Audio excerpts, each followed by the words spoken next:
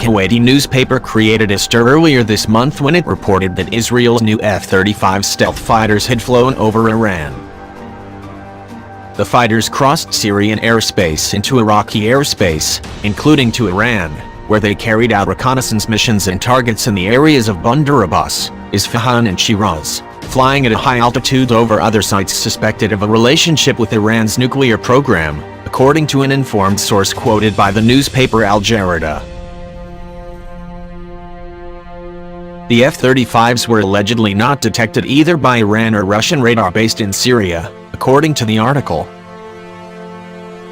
So did the incident really happen?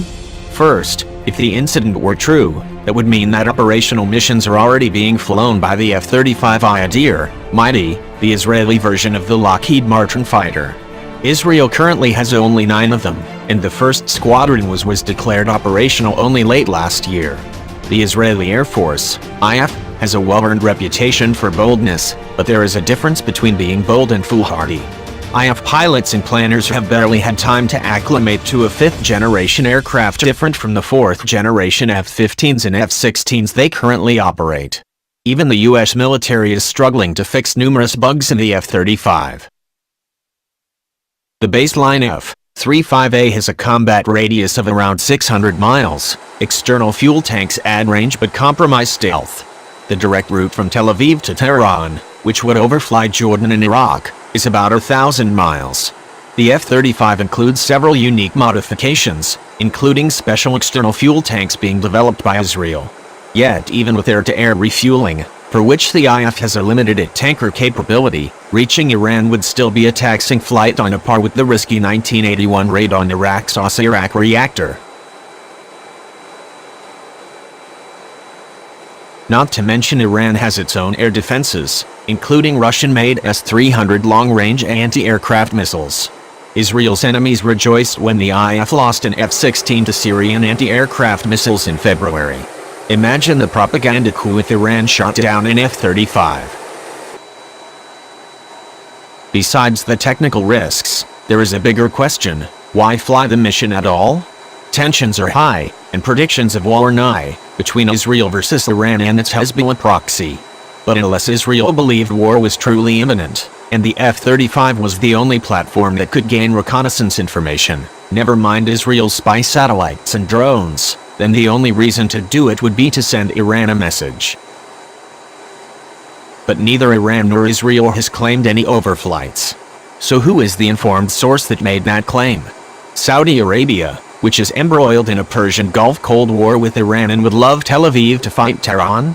Other Gulf states? The CIA? Adding to the rumor stew is an Arab news site that claimed the Israeli jets flew from Azerbaijan, which borders Iran but buys weapons from Israel, which in turn assumes that Israel is basing stealth jets in a Central Asian state that happens to border Russia. And speaking of Russia, what's also interesting is the reaction to the incident by the Russians, who have radar in Syria that allegedly can detect stealth aircraft. Not surprisingly, Russia's Sputnik News quickly ran a story in which the Russian Ministry of Defense angrily denied the incident.